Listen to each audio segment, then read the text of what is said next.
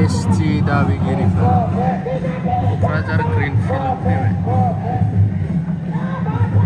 जेव गुबुन फारसे जोंनि बर'फोरनि ओमफ्राय आबसुफोर दिल्लीयाव प्रटेस्ट खालामदों ST होनो मोना आरो ओरैहाय ST दाबि दा बावनो गोबाङा सोंलु खालामो गोबां सानना नायोब्ला जों नुयो नागाफोरा नागालेण्ड दं मिज'फोरहा मिज'राम दं सावतालफोरहा झारखन्ड दं बांगालफोराथ' बांगालफोर गोबां जायगा दं कान्ट्रि हिसाबै नायोब्लाबो भुटानिसफोरहा भुटान दं भुटियाफोरहा जों बर'फोरा मा दं बर'लेण्ड बिदोंमोन बेबो गैया मानो बयबो मिथियो खौसेथि गैया आरो जेसेखि माबा खालामो माखासे मानियानो पावारमोन माने सिरि थैसोमग्राफ्रा थैसोमबाय था ओमफ्राय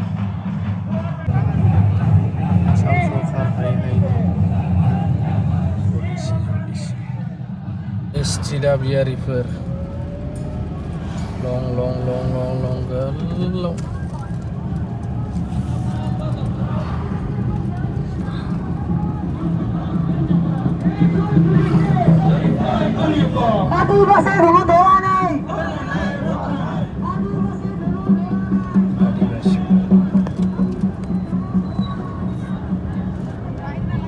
जोंहानो बड'लेण्ड मोनाखै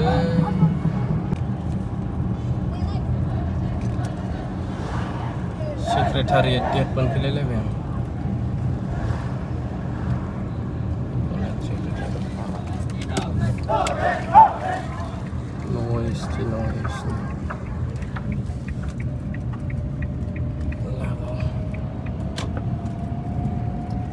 जोंहाबो बड'लेण्ड दाबिफिननांसिगौलै बयहाबोथ' डेम'क्रेटिक कान्ट्रियाव दाबिनो मानो मोन्थाय दं नालाय बनसुआ डिसेम्बराव जे बड'लेण्ड दाबिनायनि थिरांथा लादों दाबिजोबनांगौ जोंहाबो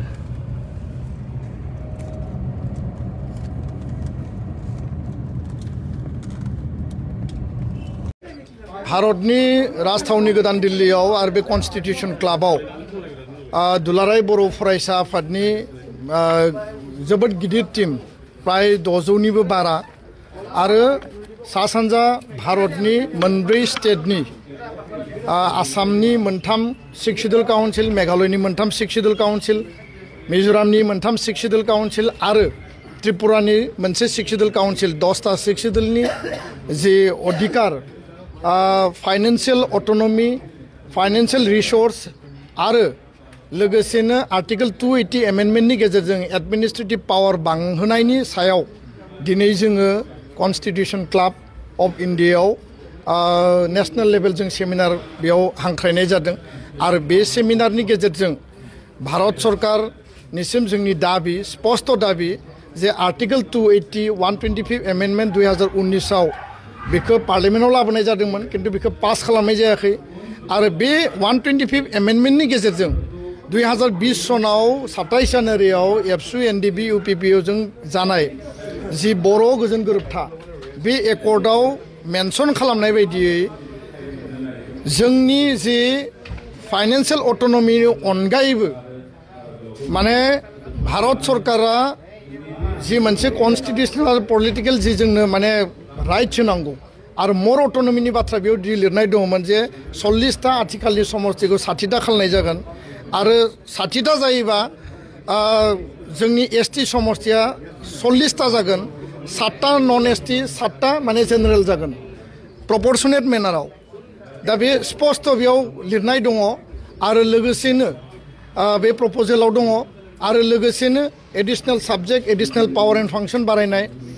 एन्टि डिफेक्शन ल'नि खोथा आरो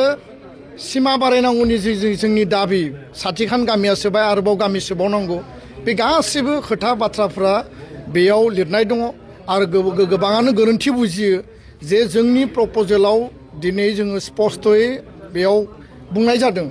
जे काउन्सिलनि नामा बड'लेण्ड टेरिटरियेल काउन्सिल BTC आनो थागोन जों जेखौ प्रस्ताब होदों आरो एरियाया जि दंमोन BTAD Bodoland territorial area district जिहेतु एरिया बांबाय जिल्लाया बांबाय दा बेखायनो बड'लेण्ड टेरिटरियेल रिजन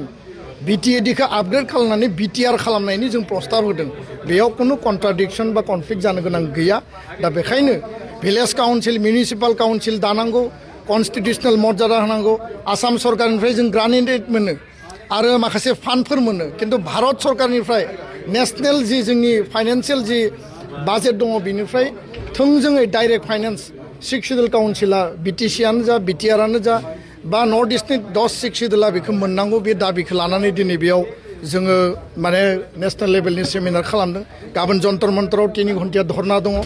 एखे दाबिखौनो लानानै आरो बर' गोजोन गोरोबथानि माखासे आद्रा थानाय जिखिनि दफाफोर सनितपुर बिश्वनाथ बिटिआरनि खोलाहा थानाय गामिफोरखौ सोसनबावनांगौ एसटि हिल स्टेटास होनांगौ कार्बि आंलंनि बर' कसारि जोंनि सुबुंफोरनो लोगोसेनो बर' कसारि काउन्सिलनि पूर्णांग पर्यायनि गामि नटिफिकेशन डिलिमिटेशन बिसायख'थि खुंनाय माने स्कुल प्रभिन्सियेलाइजेशननि खोथा बेयाव दङ फरेस्ट राइट एक्ट इमप्लिमेन्टेशननि खोथा बेयाव लिरनाय दङ 1500 कोटि थाखाजों इनफ्रास्ट्राक्चार डेभेलपमेन्टनि खोथा आसाम पुलिस पारामिलिटारि आर्मियाव रिक्रुटमेन्टनि खोथा बे गासैबो खोथा बाथ्राखौ लानानै जोङो दिनै भारत सरकारखौ खावलायदों भारत सरकारा 2020 सनाव जि एकर्ड खालामदोंमोन बे एकर्डनि कागजआ ओरैनो धेमालियै खालामनाय ओरैनो माने खालामनाय सुक्ति नङा 93 नि सुक्ति 2003 नि सुक्ति 2020 नि सुक्ति आलादा रायजो बड'लेण्ड दाबिनानै दुलाराय बर' माहारिया दुलाराय बर' फरायसा आफाद बिएलटि एनडिबिआ जि लामाजों आवगायनानै मोनथाम सुक्ति मोनबाय आरो बे मोनथाम सुक्तिखौ मोजाङै मावफुंनानै जोंनि अट'नमि जोंनि अधिकारनि बाथ्राखौ दिनै जों रेज खालामदों आरो भारत सरकारा बुजिनांगौ जे बे कागजआव माने मुंख्लंनि थैनि बेसेन दङ आरो बे कागजआ ओरैनो नङा आरो सुक्ति खालामबानो जाया सुक्तिया इमप्लिमेन्ट जाबासो जोंनि अधिकारखौ जों मोनगोन कागजखौ देखायनानै जोंखौ अधिकार मोनबाय होननानै बुंबा जानाय नङा बे डकुमेन्टसा बे दलिलनि गेजेरजों जोङो अधिकारखौ प्रकृतआव बास्तबाव जोङो मोनोब्लासो बर' हारिनि एसपिरेसन बर' हारिनि बड'फानि जि मोनसे माने सिमां दंमोन आल्टिमेट गलसिम थांनायनि लामा बियो रोखा जागोन दा बेखायनो भारत सरकारखौ जों खावलायदों नैबे विन्टार सेसनाव पार्लियामेन्ट थांनाय सामार सेसनाव बिथांमोना बेखौ खालामाखिसै नैबे विन्टार सेसनाव पार्लियामेन्टआव जिकुनु बिनिमयाव जे भारतनि पार्लियामेन्टआव आर्टिकल 280 125 एमेन्डमेन्टआ पास जानांगौ आरो कन्स्टिटिउसनेल स्टेटास कन्स्टिटिउसनेल जि भेलिडिटी बर' पिस एकर्ड 2020 खौ मर्यादा होनांगौ होननानै जोङो दाबि खालामदों आरो नङाबा दुलाराय बर' फरायसा आफादा गासै बर' माहारिखौ लानानै फैबाय थानाय डिसेम्बर दानाव क'क्राझाराव 2 लाख सुबुंनि गेदारिंजों सुबुं गौमा खालामनानै जोंनि दाबिखौ माने नायजता होनो थाखाय जोङो भारत सरकारखौ खावलायगोन गोजोन्थों